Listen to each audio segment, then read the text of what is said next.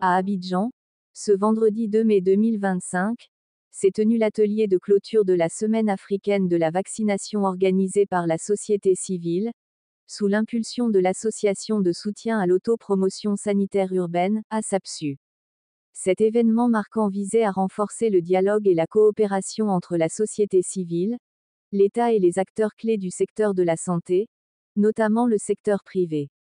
L'objectif essentiel: définir et mettre en œuvre des mécanismes durables de financement domestique de la vaccination, anticipant ainsi la transition après le retrait de Gavi.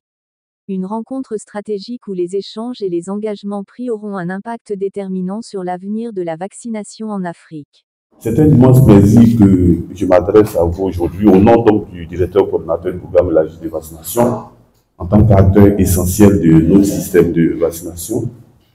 Et votre engagement de terrain, vos proximités avec la communauté et vos capacités de plaidoyer sont donc des leviers puissants pour renforcer donc notre programme de vaccination. Comme vous le saviez, la transition finale de Gavi qui est prévue donc pour 2030, cet échange marque comme un tournant décisif donc pour notre pays et elle signifie que la Côte d'Ivoire devra à terme assurer donc l'autorisation de financement de la vaccination, qui est un défi stratégique, mais aussi une opportunité historique. Et nous devons donc anticiper, planifier et surtout agir dès maintenant. Et cela passe donc par une mobilisation accrue donc des ressources domestiques à travers une meilleure allocation budgétaire nationale, un engagement fort des collectivités locales et une implication active de tous les acteurs.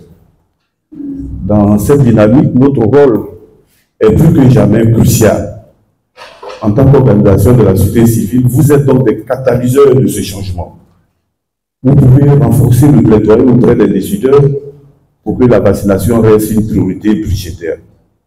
Vous pouvez également sensibiliser les communautés pour maintenir donc la demande des services vaccinaux, même sans subvention externe. Vous pouvez également assurer une veille citoyenne sur l'engagement de l'État et la qualité des services. Je dirais également que la durabilité de notre système vaccinal ne pourra être garantie que si chaque acteur prend part à cette vision commune.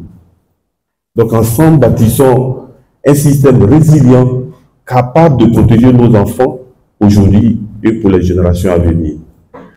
Je vous invite donc à poursuivre, au nom donc de notre ministère de tutelle, à planifier, à coordonner vos efforts.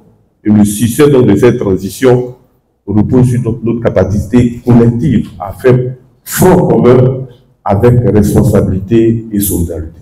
Dis merci à l'ASAPSU qui a bien voulu associer le secteur privé de la santé à travers la plateforme du secteur privé de la santé à cette initiative. Le secteur privé en Côte d'Ivoire se retrouve face à plusieurs défis. Aujourd'hui, nous sommes là pour plancher sur la pérennité du financement, je crois, sur la vaccination. Je pense qu'avec les échanges, nous arriverons au sortir d'ici à comment entamer une ébauche de solutions. Mesdames et messieurs, je suis un peu ému de voir que toutes ces personnalités sont venues à notre appel. Et vraiment, j'avoue que nous attendons beaucoup de cet atelier.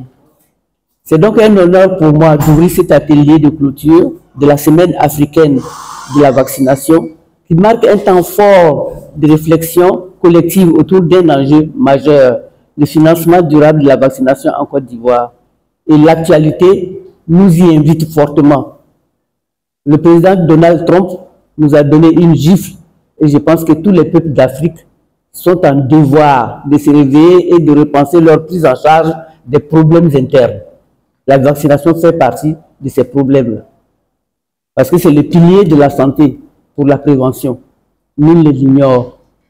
À l'approche de la transition de Gavi, il devient urgent de repenser nos mécanismes de financement en mobilisant toutes les forces vives de la nation, y compris le secteur privé de la santé, dont le potentiel reste encore très largement exploité.